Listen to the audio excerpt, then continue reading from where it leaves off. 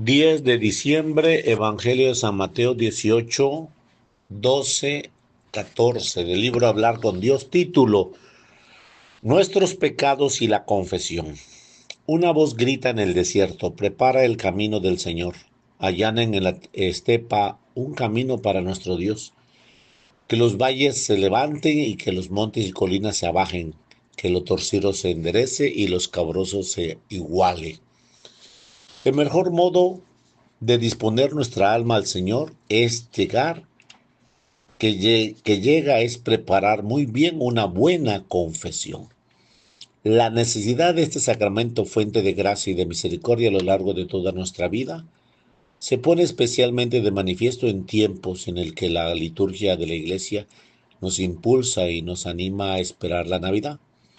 Ella nos ayuda a rezar pidiendo: Señor Dios, que para librar al hombre de la antigua esclavitud del pecado, enviaste a tu Hijo a este mundo, concede a los que esperamos con devoción su venida la gracia de tu perdón soberano y el premio de la libertad verdadera. La confesión es también el sacramento junto a la Sagrada Eucaristía. La confesión es también el sacramento junto a la Sagrada Eucaristía que nos dispone para el encuentro definitivo con Cristo al fin de nuestra existencia. Toda nuestra vida es un continuo adviento, una espera del instante último al que no dejemos de prepararnos día a día.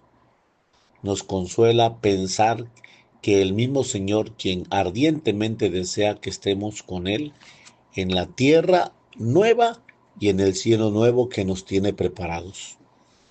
Cada confesión tiene hecha un impulso que recibimos del Señor para seguir adelante sin desánimo, sin tristeza, libres de nuestras miserias, y Cristo nos dice de nuevo: ten paciencia, ten confianza, tus pecados te son perdonados. Hijo mío, vuelve a empezar. Es el mismo quien nos perdona después de la humilde manifestación de nuestras culpas. Confesemos nuestros pecados a Dios mismo, aunque en el confesionario lo escuche el hombre sacerdote. Ese hombre es el humilde y fiel servidor de ese gran misterio que se ha realizado entre el Hijo que retorna y el Padre que recibe. La causa del mal no debe buscarse en el exterior del hombre, sino sobre todo en el interior de su corazón. También su remedio parte del corazón. Por consiguiente, los cristianos, mediante la sinceridad de su propio empeño de conversión, deben rebelarse frente a los acatamientos del hombre y proclamar por su propia vida la alegría y la verdadera liberación del pecado mediante un sincero arrepentimiento, de una firme propósito de enmienda y de una firme confesión de las culpas. Para quienes han caído en el pecado mortal después del bautismo, este sacramento es tan necesario para la salvación como lo es el bautismo para los que aún no han sido regenerados a la vida sobrenatural. Es el medio para saciar al hombre con la justicia que proviene del mismo Redentor, y es de tanta importancia para la Iglesia que los sacerdotes pueden verse obligados a posponer o incluso dejar otras actividades por falta de tiempo, pero nunca el confesionario. Todos los pecados mortales cometidos desde el bautismo y las circunstancias que modifiquen su especie deben pasar por el tribunal de la penitencia en una confesión auricular y secreta con absolución individual. El Santo Padre nos pide a todos que hagamos cuanto esté a nuestras manos para ayudar a la comunidad eclesial a apreciar plenamente el valor de la confesión individual como un encuentro personal con el Salvador misericordioso que nos ama, a ser fieles a las directrices de la Iglesia en un asunto de tanta importancia. No podemos olvidar que la conversión es un acto interior de una especial profundidad en el que el hombre no puede ser sustituido por otro. No puede hacerse reemplazar por la comunidad.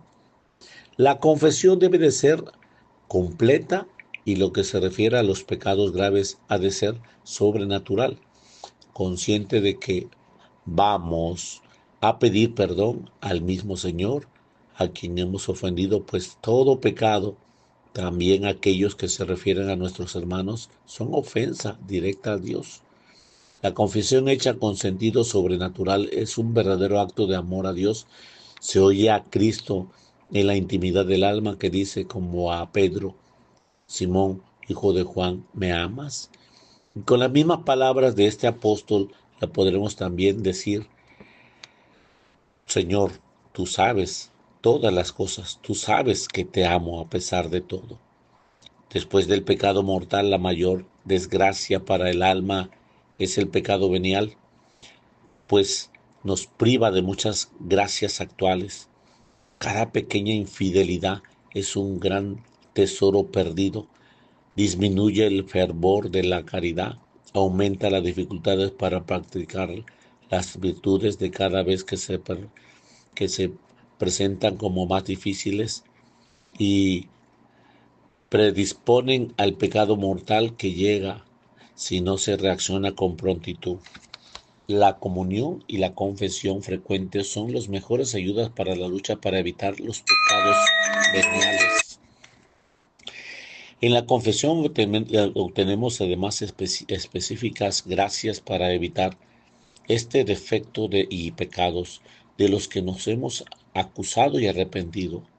Amar la confesión frecuente es síntoma de finura del alma, de amor a Dios. Su desprecio o indiferencia sugiere falta de delicadeza interior y frecuentemente verdadero endurecimiento para lo sobrenatural. La frecuencia de la confesión viene determinada por las particulares necesidades de nuestra alma. Cuando una persona esté seriamente determinada a cumplir la voluntad de Dios en todo, ser del todo de Dios, tendrá verdadera necesidad de acudir a este sacramento con más frecuencia y puntualidad. La confesión renueva periódicamente llamada de devoción, siempre que ha acompañado en la iglesia el camino de la santidad. La reconciliación de cada hombre con Dios y con la iglesia en el sacramento de la penitencia es uno de los actos más íntimos y personales del hombre. Muchas cosas fundamentales cambian en el santuario de la conciencia en cada confesión. A la vez, no podemos olvidar que este sacramento entraña un profundo e inseparable dimensión social. Muchas cosas cambian también en el ámbito familiar, en el estudio, en el trabajo, con los amigos, etcétera, de la persona que se confiesa. El pecado, porque es la mayor tragedia para el hombre, produce un profundo discernimiento en quien lo comete y quien está desconcertado. Descentra también a quienes tienen a su alrededor. En el sacramento de la penitencia, el Señor coloca de nuevo las cosas en su sitio. Además de perdonar el pecado, introduce en el alma el orden y la armonía perdida. La confesión bien hecha es un gran regalo. Todo aquello que convive y trabajan con nosotros, también se beneficia en ella muchísimas gentes con las que nos relacionamos todos los días cuando tú le extiendes la gracia que recibiste cuando te confesaste. Se hace y se dicen las cosas de muy diferente manera cuando hemos recibido a su tiempo la gracia de este sacramento. Cuando un fiel se confiesa, también se opera un bien incalculable a toda la iglesia. Toda ella se alegra y se enriquece misteriosamente cada vez que el sacerdote pronuncia la palabra de la absolución, diciéndote: yo te absuelvo de todos tus pecados. Por la comunión de los santos, cada confesión tiene su resonancia bienhechora en todo el cuerpo místico de Cristo, en la vida íntima de la iglesia, de la que Cristo es la piedra angular. Cada fiel sostiene a los demás con las buenas obras y merecimientos y es a la vez sostenida por ello. Todos nos necesitamos y de hecho estamos continuamente participando del bienes espirituales comunes cuando nos confesamos y extendemos la gracia en una comunión de diálogo, de participación, de socialización y de comunidad.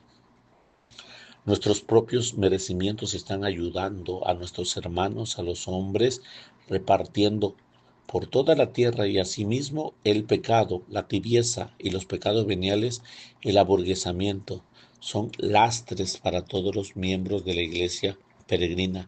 Si padeces un miembro, todos los miembros padecen con él, y si un miembro es honrado, todos los otros se gozan con él. En esta es la otra cara de aquella solidaridad que a un nivel religioso se desarrolla en el misterio profundo y magnífico de la comunión de los santos, merced a la cual se ha podido decir que toda el alma se eleva y eleva al mundo. En esta ley de la elevación corresponde, por desgracia, la ley del descenso, de suerte que se puede hablar de una comunión del pecado, pero un alma que se abaja por el pecado, abaja consigo a la iglesia y en cierto modo al mundo entero. En otras palabras, no existe pecado alguno, aún en el más íntimo secreto, en el más estrictamente individual, que afecte exclusivamente a aquel que lo comete. Todo pecado repercute con mayor o menor intensidad, con mayor o menor daño a todo el conjunto eclesial y a toda la familia humana y a toda la comunidad en particular. Cuanto más gracia vivas, se extiende todo, y en cuanto más pecado vivas, se limita todo. Del libro Hablar con Dios, 10 de diciembre, en nombre del Padre, del Hijo.